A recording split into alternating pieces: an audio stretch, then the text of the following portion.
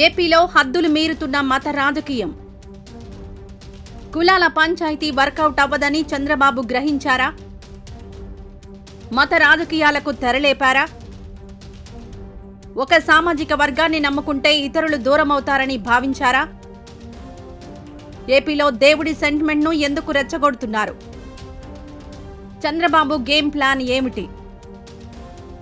TDP వ్యూహానికి BJP, Janasena తలపట్టుకుంటున్నాయా?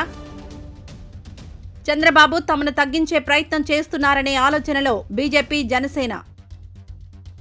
TDP వలలో పడకుండా ఉండేందుకు బీజేపీ, జనసేన జాగ్రత్త పడుతున్నాయా? ఈ అంశాన్ని మతానికి ఎందుకు పులుముతున్నారు? లడ్డూ విషయంలో అపచారం జరిగితే చర్యలు తీసుకోవాలంటూ డిమాండ్. దేవుడితో రాజకీయం వద్దంటున్న స్వామీజీలు.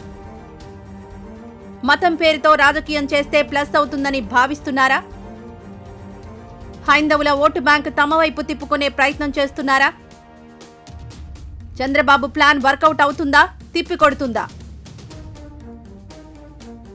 ఆంధ్రప్రదేశ్ రాజకీయాలు క్యాస్ట్ పాలిటిక్స్ నుంచి రిలీజియన్ పాలిటిక్స్ వైపు మళ్లుతున్నాయి. దశాబ్దాలుగా సామాజిక వర్గాల సమీకరణాలపైనే ఆధారపడిన చంద్రబాబు నాయుడు ఇప్పుడు తన పంతాను మార్చుకుని హిందూ సెంటిమెంట్ ను ప్రధాన అస్త్రంగా ఎంచుకోవడం ఒక వ్యూహాత్మక మలుపుగా భావించాల్సి ఉంటుంది. తిరుమల లడ్డు, నెయ్యి కల్తీ అంశం నుంచి ప్రారంభమైన ఈ మత రాజకీయ ప్రకంపనలు రాష్ట్రంలో కొత్త చర్చకు దారితీశాయి. కేవలం ఒక సామాజిక వర్గాన్ని నమ్ముకుంటే అధికారం దక్కదని గ్రహించిన టీడీపీ హిందూ ఓటు బ్యాంకును ఏకీకృతం చేయడం ద్వారా శాశ్వత రాజకీయ ప్రయోజనం పొందాలని చూస్తోందా అనే అనుమానాలు కలుగుతున్నాయి. ఆంధ్రప్రదేశ్ రాజకీయాల్లో కులమే బలం, కులమే బలహీనత. గత ఎన్నికల ఫలితాలను విశ్లేషించిన చంద్రబాబుకు ఒక విషయం స్పష్టమైంది.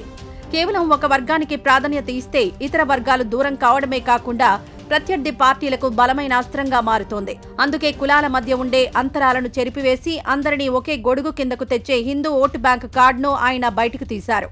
లడ్డు అపవిత్రం వంటి అంశాలను తెరపైకి తేవడం ద్వారా భక్తుల మనోభావాలను తాకడం, తద్వారా సామాజిక వర్గాలకు అతీతంగా ప్రజా మద్దతు కూడగట్టడం బాబు గేమ్ ప్లాన్ గా కనిపిస్తోంది.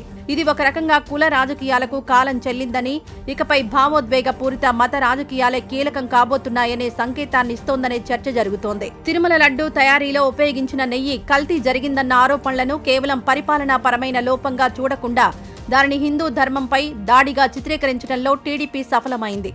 దేవుడితో రాజకీయం చేయడం అంటే నిప్పుతో చెలగాటమని తెలిసినా చంద్రబాబు ఈ రిస్క్ తీసుకోవడం వెనుక లోతైన వ్యూహం ఉంది. వైసీపీని అన్యమత పక్షపాతిగా ముద్ర వేయడం ద్వారా హిందూ ఓటర్లను శాశ్వతంగా వైసీపీకి దూరం చేయాలనేది ఆయన లక్ష్యంగా కనిపిస్తోంది.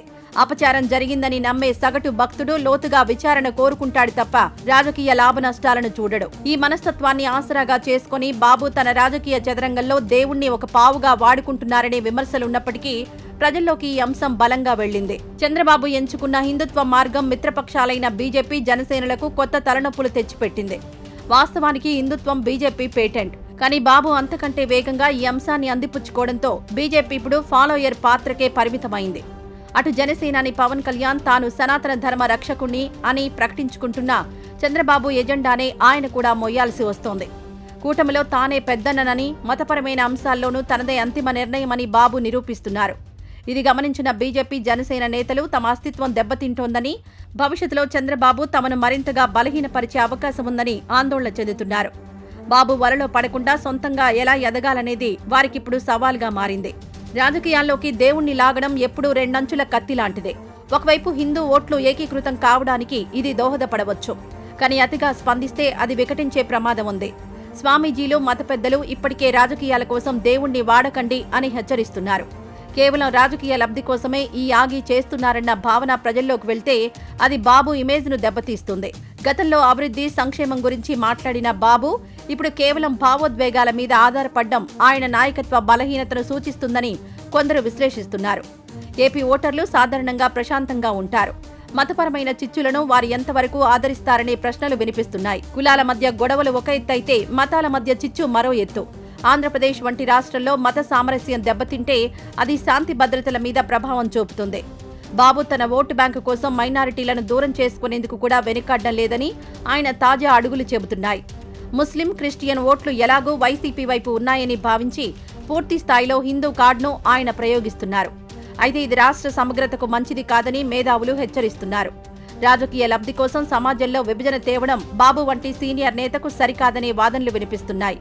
కానీ బాబు మాత్రం ధర్మరక్షణ పేరుతో తన రాజకీయ పయనాన్ని కొనసాగిస్తున్నారు. చంద్రబాబు వ్యూహం కేవలం ఇప్పటికిప్పుడు వైసీపీని దెబ్బకొట్టడం మాత్రమే కాదు, 2029 ఎన్నికల నాటికి ఏపీలో హిందూ ఓటు బ్యాంకును స్థిరీకరించడం, తద్వారా బీజేపీకి స్పేస్ లేకుండా చేయడం, పవన్ కళ్యాణ్ను తన నీడలో ఉంచుకోవడం చంద్రబాబు అసలు ప్లాన్గా కనిపిస్తోంది.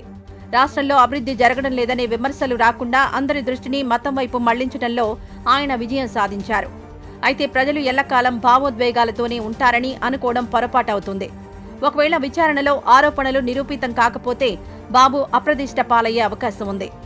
ఏదేమైనా ఏపీ పాలిటిక్స్ ఇప్పుడు అభివృద్ధి, సంక్షేమం నుంచి ఆచారం, దేవుడు అనే కొత్త మలుపు తీసుకున్నాయని చెప్పుకోవాలి. చంద్రబాబు కొత్త రాగం వెనుక పెద్ద వ్యూహమే ఉన్నట్లు తెలుస్తోంది. వచ్చే ఎన్నికల నాటికి తన కుమారుడు లోకేష్ను సీఎంగా చేయాలనే ఆలోచనలో చంద్రబాబు ఉన్నారు. అయితే లోకేష్ సీఎం ప్రతిపాదనను జనసేన, బీజేపీ అంగీకరించకపోవచ్చనేది చంద్రబాబు అనుమానం. అందుకే ఆ రెండు పార్టీలను బలహీనపరిచి టీడీపీ బలాన్ని పెంచుకుంటే లోకేష్ సీఎం అభ్యర్థిత్వానికి ఎలాంటి అడ్డంకులు ఉండవనేది చంద్రబాబు ఆలోచనగా తెలుస్తోంది. స్వార్థ రాజకీయాల కోసం దేవుడితో ఆటలాడుతున్నారనే విమర్శలు వినిపిస్తున్న వేళ ఈ వివాదం రానున్న రోజుల్లో ఎలాంటి మలుపులు తిరుగుతుందో చూడాలి.